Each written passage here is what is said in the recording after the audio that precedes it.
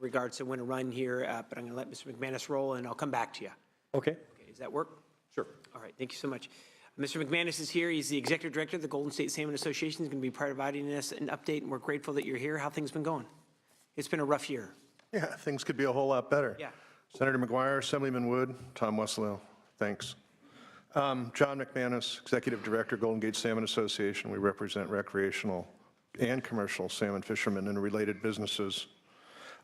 Last year we were here and we asked this committee if you would make some requests on our behalf, including an accounting for what happened to the fall run in 2014. You did so, and it was great. We found out that we lost about 98% as a result of the requests that you put in. You also asked the State Water Resources Control Board to address a few issues, including the upriver temperature issue, and also the dewatering of fall run salmon redds that occurs in the upper river every fall when releases from Shasta are radically dropped.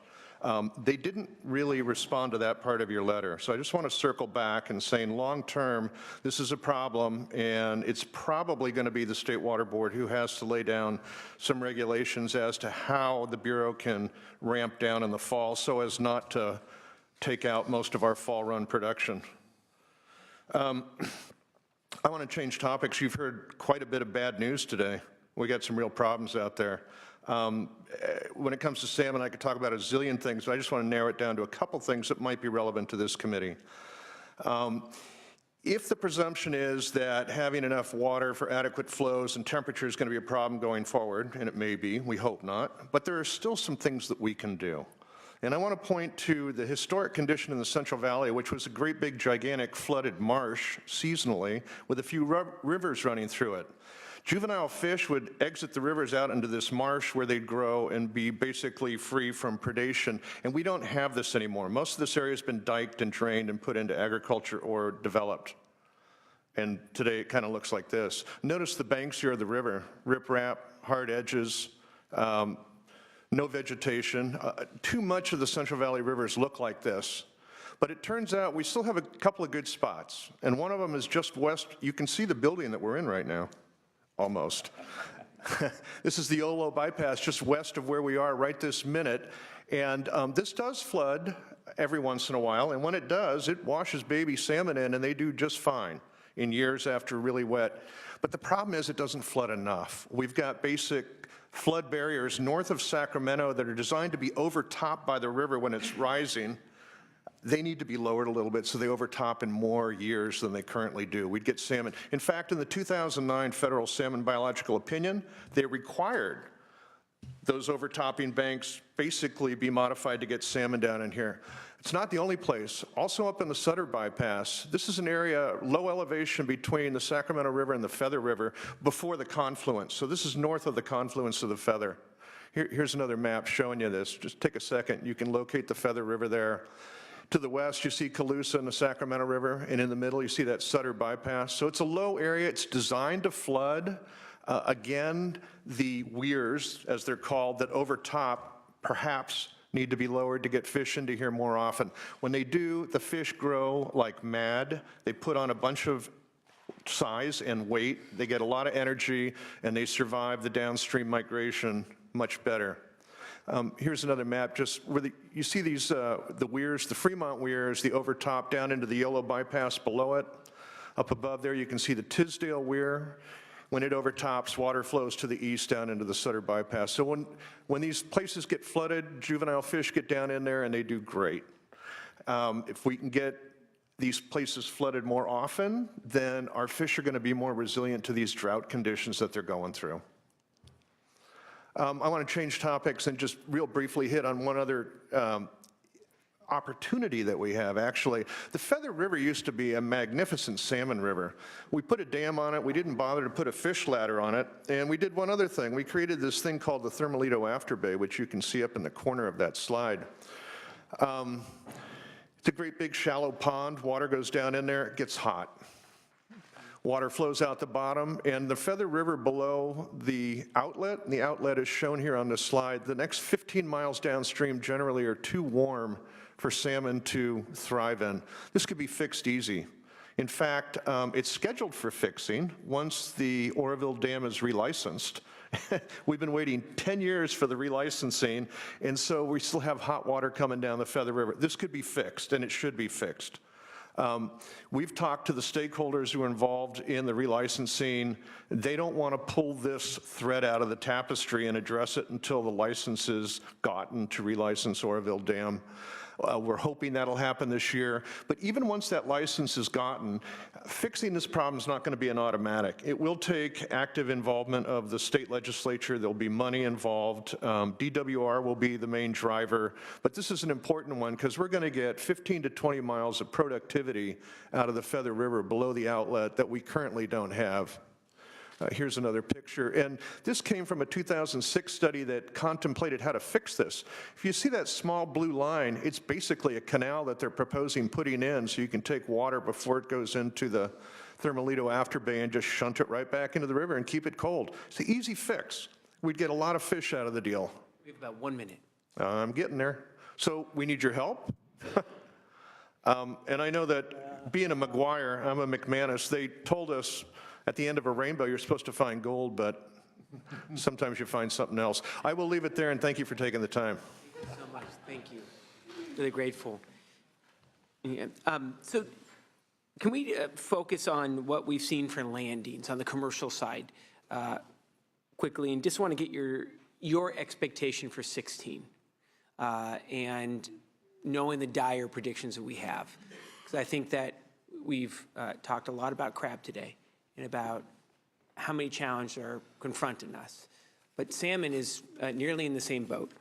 So in 13, we had 52 million in commercial landings. In 14, it went down to 31 million. In 15, it's anticipated to be half of the 31, so 15, 16 million. What do you both see for 16? First, a caveat. I've been asked to look into the future before, and I'm almost always wrong. Okay, here we go. It looks, we're pretty sure that the fisheries salmon fishing balloon is going to be squeezed by winter run on the south end. That squeeze will only apply below Point Arena, but it's going to be more severe than the squeeze down there last year.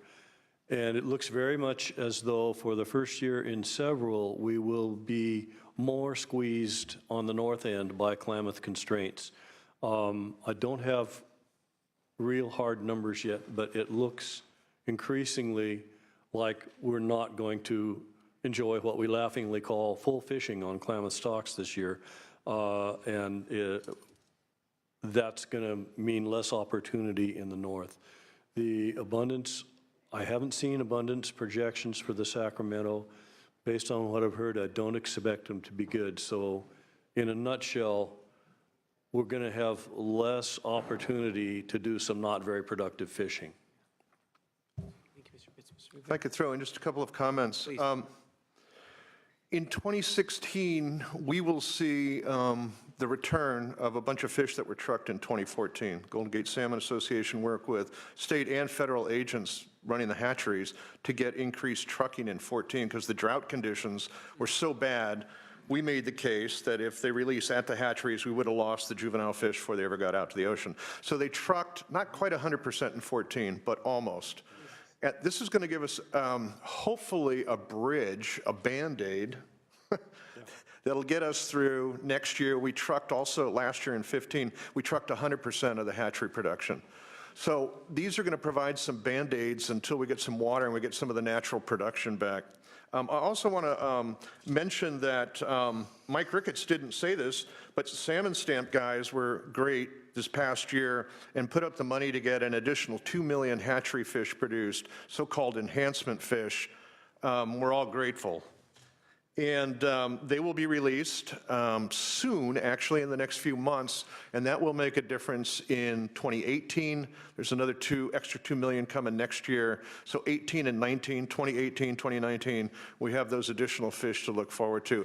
But like Dave says, our hands are going to be tied because of winter run constraints. Winter run are known to inhabit, Monterey South. That's the biggest concentrations. We have no idea what kind of restrictions are going to come our way. No, absolutely. It's ugly out there. And Mr. McManus, I will make sure that we follow up also before we adjourn in regards to the department and fall run. I'm sorry that we did not get an answer on that, but we'll definitely follow up for you on that one. Really appreciate that. And we'll jointly sign that letter with Mr. Wood as well. Anything else, Mr. Wood? Thank you so much. Golden Gate Salmon Association big dinner coming up, everybody, so make sure that you get your tickets now. Coming up in March, you want to give us the date? Well, we've got a couple of them coming up. The really big one will be April 1st in Santa Rosa. We've got one March 11th in Sonoma as well. That's great. So hit them up. My goodness. Thank you so much, gentlemen. Give them a round of applause, please.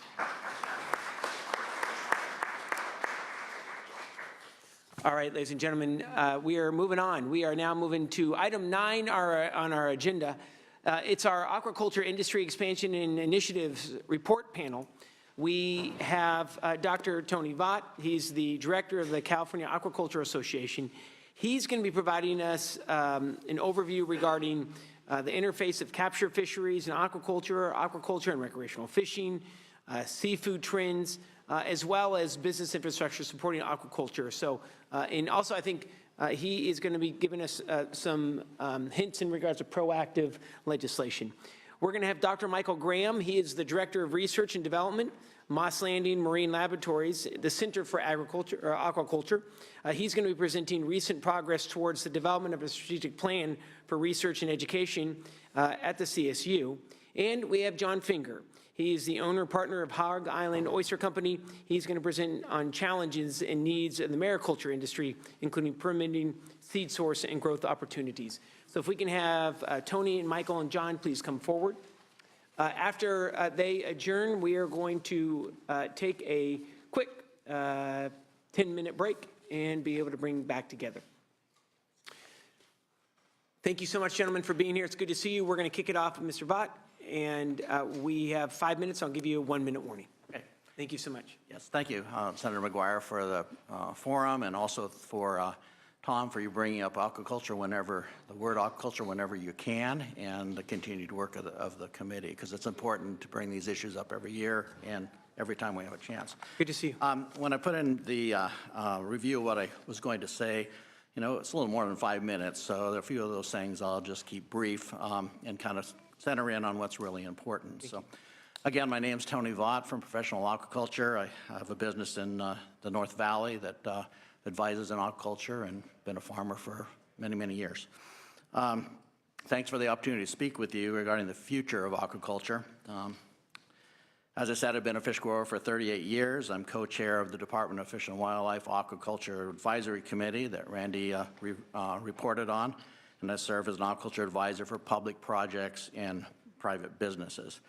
And as I sat listening this morning, you know, I think I'll get a list to you and to I'll send it to Tom on where the crossovers are of aquaculture and fisheries. We say aquaculture and fisheries in the same sentence, and there's a lot of things that we cross over, research we're doing and things that we're looking at. We need to talk more about those things, you know, like salmon in warm water. We're working on research there. There's lots of things, so I'll try to do that. I last spoke to you 2 years ago. My message was the need for proactive approach to support of aquaculture. It's important that the demand for fish is met and the growth of aquaculture is steady and responsible. I'm pleased to report that there's been progress regarding the public's positive view of aquaculture. It's quite extraordinary, actually, over the last 2 years in my business and the level of interest of aquaculture. It's been due to the increased publicity of the importance of fish and shellfish farming. The reduced supply and increased cost of seafood has the public listening to the solutions. NOAA has recently opened the door to aquaculture in federal waters. The state university system is addressing aquaculture, and legislators are engaging in business-friendly legislation to further fish and shellfish production. This awareness also stems from the realization that we have a protein deficiency in the world, and we need to be responsible with the use of available protein sources such as fish meal. Aquaculture uses only a portion of the fish meal harvested. Animal agriculture and pet food are large consumers of the resource. Researchers and private nutritional companies are seeking alternate sources of nutrients, whether it be plant protein, fish meal, reclaimed protein, or algae. The progress made in aquaculture will not only feed poor countries, but will feed protein-poor countries, but will provide fish for restaurants and household chefs and for recreation. Fish can return protein by efficient feed conversions, and shellfish are not only delicious, but they're environmentally beneficial. And I really feel that California is poised to lead in aquaculture research, production, and support businesses needed by fish and shellfish farmers. Let's not forget them. There's a reason the word fisheries and aquaculture are used in the same breath. Working waterfronts are essential to both capture fisheries and aquaculture. Aquaculture, to operate offshore, needs people familiar with working the ocean. Aquaculture needs hatcheries and onshore headquarters. Processing and marketing can be cooperative. Sites in Humboldt Bay, Ventura, and San Diego are looking to build on onshore facilities supporting offshore fish and shellfish culture. Many inland sites can serve both fresh and salt water. Inland aquaculture produces recreational fish important to the preservation of fishing opportunities to youth as well as adults. Trout, catfish, tilapia, sturgeon, bass, to name a few, supply the bulk of the fish from aquaculture for the table. Freshwater farmers have partnered with traditional crop producers to reuse and conserve water. Inland farms provide habitat for wildlife, much like rice farms. I'd like to see a finfish aquaculture initiative launched this year. The recent and highly successful shellfish initiative championed by this committee and AB 226, authored by Speaker Atkins, are both models for every state regarding access to fresh and local seafood. My message to you today is to keep up the pro-aquaculture theme, look for business innovation which can benefit by new legislation, and be vigilant to legislation blocking progress. It's possible to grow fish and shellfish responsibly and cooperatively. If we do not, the alternative is a shortage of seafood and opportunity, again, exported. I wanted to add, kind of off script, listen this morning to the hardships of the crab industry, and I can really relate because a lot of the farmers have gone through significant drought, and some have closed down. And in years past, it's just a tough, tough business, and you just have to keep at it. And I just really want to work with the committee and others to see how aquaculture can help. There's a lot of crossovers and a lot of people out of work, and there's a lot of opportunity that might be coming up as aquaculture grows. They're all great people that know how to run boats, fix things, and they're resourceful, hardworking, and so I just wanted to add that. Thank you. Very grateful. And I'm going to come back and ask you, and you don't need to answer it yet, we'll do it after, about the idea of a crab and shellfish commission, particularly on your side on the shellfish commission, but would like to just get initial blush, and we'll go through the panel, we'll come back, if that's okay. Perfect. All right. Thank you so much. We're going to go to Mr. Graham, who is, again, the Director of Research and Development of the Mouse Landing Marine Laboratory Center for Aquaculture. We're grateful that you're here. How things been going? Things are going well, thank you. Thank you so much for taking the time to be here today. I appreciate the opportunity. Thank you, Mr. Chairman. Thank you. Committee, and Mr. Weslow. Yes, so for the record, my name is Dr. Michael Graham. I'm Professor of Marine Ecology at the Moss Landing Marine Labs, San Jose State University. Today I'm speaking to you as the Director of Research and Development for our newly minted Center for Aquaculture at Moss Landing Marine Labs. This center is currently funded by California Sea Grant, partially, as well as COAST, which is the CSU Council for Ocean Affairs, Science, Technology.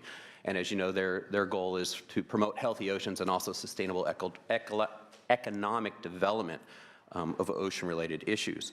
And so we very much appreciate their support. We are very new on the stage, and some ask why we're interested in aquaculture. Why is the CSU per se interested? As we just heard from Mr. Vaught, we've got a large increase in seafood production worldwide.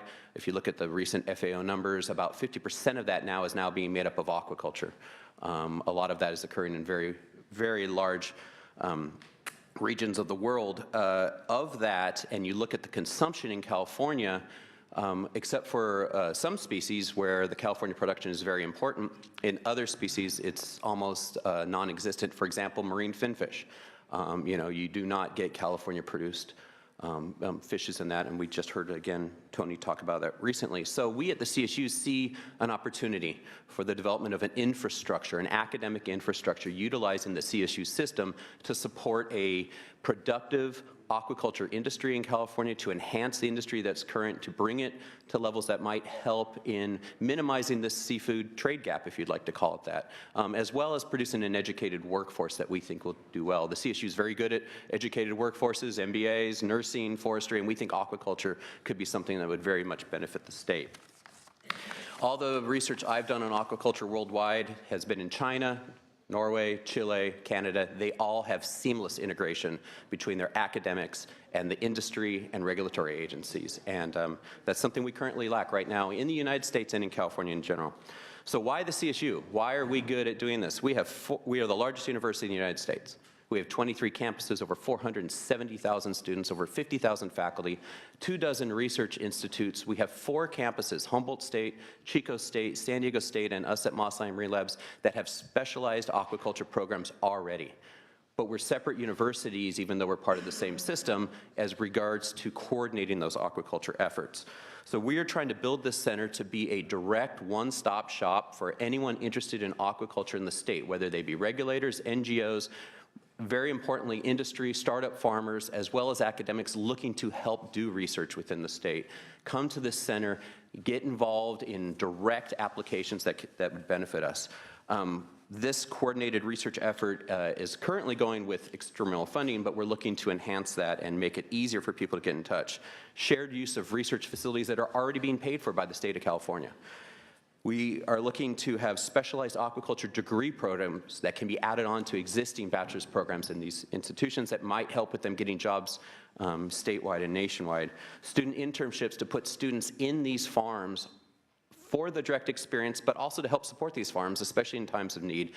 Students are cheaper, educated labor in a lot of cases, and they really are just looking for that experience. We have 470,000 of them, and that's a great resource we think we can help with. We also can serve as a neutral forum for policy debates. We have poli-science departments, business departments. It's not just about science and engineering that we can help.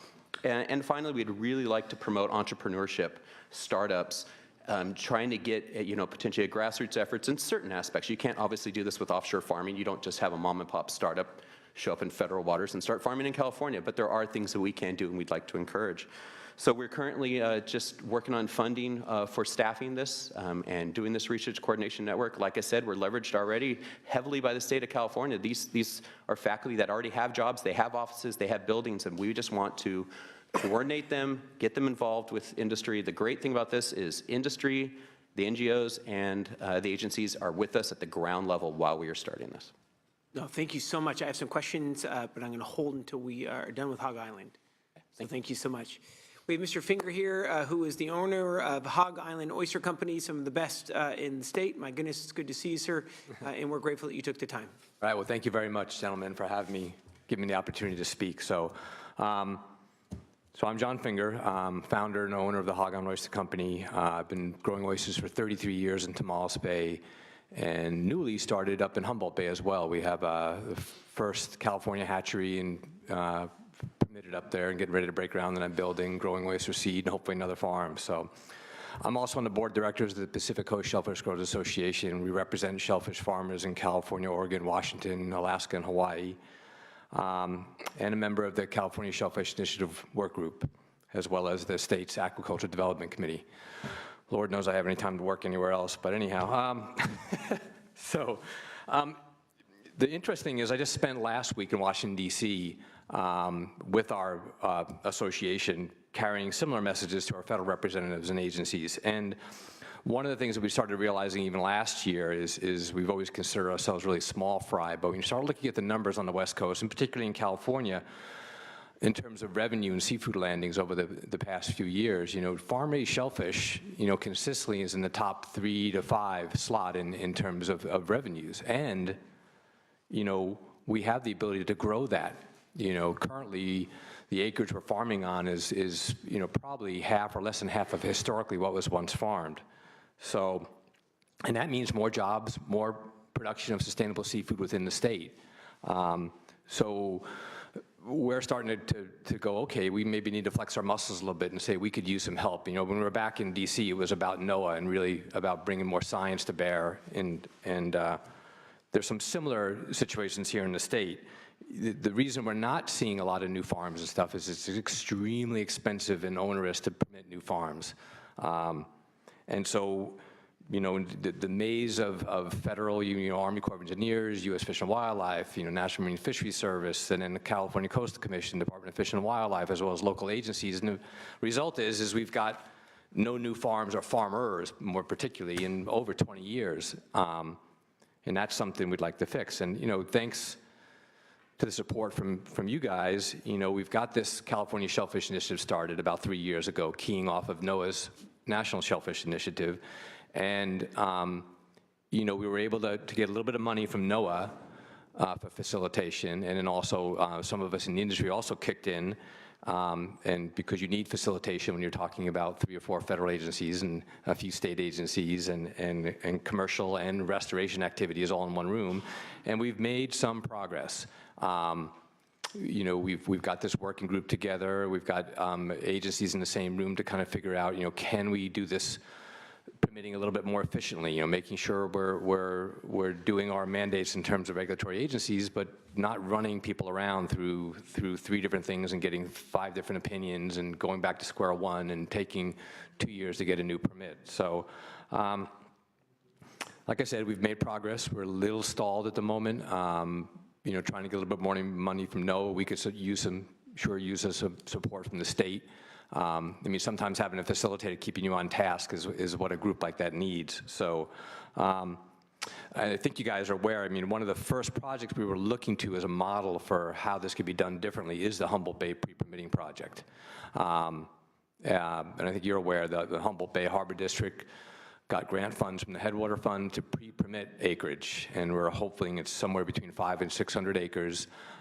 They created 13 parcels, actually put those out to bid. Those all got secured by people. There was more interest than there were parcels. We're entering the home stretch, from what I understand, from the Harbor District in terms of those permits. That'll be a great thing to see some additional acreage there. The key is now is can we take that approach where we're not trying to do individual 5-acre leases and permit them for hundreds of thousands of dollars. Even this project is over $500,000 now and could go a bit higher. So we're hoping to, again, maybe in Tomales Bay, create some acreage, do the same thing. Morro Bay, there's potential. And as you heard, there's interest in Ventura Harbor and further down the coast to do a similar kind of project. So we're really hoping that this gets over the finish line pretty soon. About 1 minute. 1 minute. Just to end up then, one of our current concerns, and one that would really become an acute concern if we're able to increase production area, is adequate funding for our state support services. Department of Fish and Wildlife, and namely California Department of Health Services. We have sort of a chronic thing every other year where there's not enough funding for programs to monitor the water quality, and especially the labs. So that's something that's not only important to commercial farms, but the marine biotoxin lab is going to become even more important as we look at changing ocean conditions going ahead, and we need to have a robust lab. And I know there's movement afoot to move it from microbial diseases into drinking water, which we support, and would even support some amount of fees to help support that. But we've got to look at this as a statewide issue that we need a robust biotoxin management lab. That's it. Thank you. No, I really appreciate it, Mr. Finger. In fact, later this year, for the first time in many, many years, this committee is going to have an entire hearing on aquaculture, and in particular, interface with the state. So stay tuned for that. We're going to want you all to come back along with other individuals who are instrumental in the California aquaculture industry, because I think that is an area where we can see some real growth, particularly along the coast. So really good timing to be able to have that discussion, and frankly, looking at strategies, whether it's issues of land use, permitting, and or monitoring via state agencies. So we will be getting that out. That will probably be happening in April or May of this year. So we'll be getting back in touch with you. Wanted to be able to see a minute or less, just first blush, one of the items that we have been kicking around as a committee with crabbers is looking at a potential crab and shellfish commission, solely focused on marketing.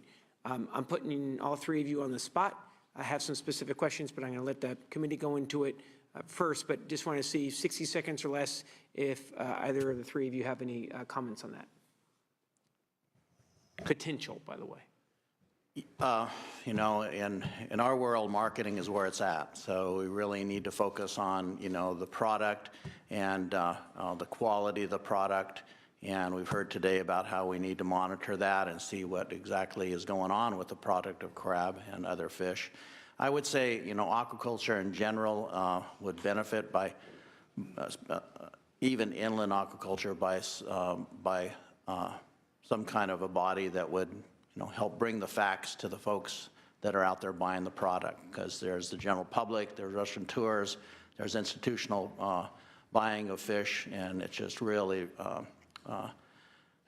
highly in demand. So we have markets for them, but that doesn't mean we need to see where we can actually produce more product and keep the price up to where that we can make a profit. So I'm in favor of any kind of marketing information that we can have to the public and also for us to utilize. Oh, absolutely. Yeah, thank you so much.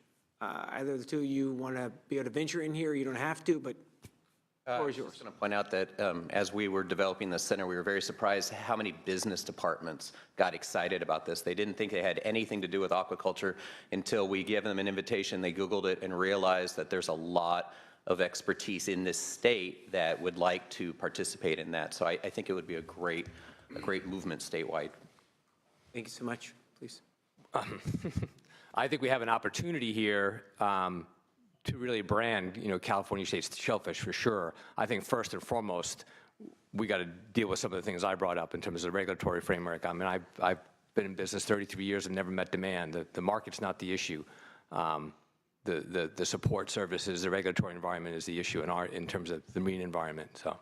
Absolutely. No, thank you so much. That's great feedback. That's Please. one quick thought. Yeah. You know, there really isn't any state that's the aquaculture state, because it's usually around catfish or one other species. But California is so diverse, it could actually be the aquaculture state with the diversity, the market, and its long coastline. We could do that.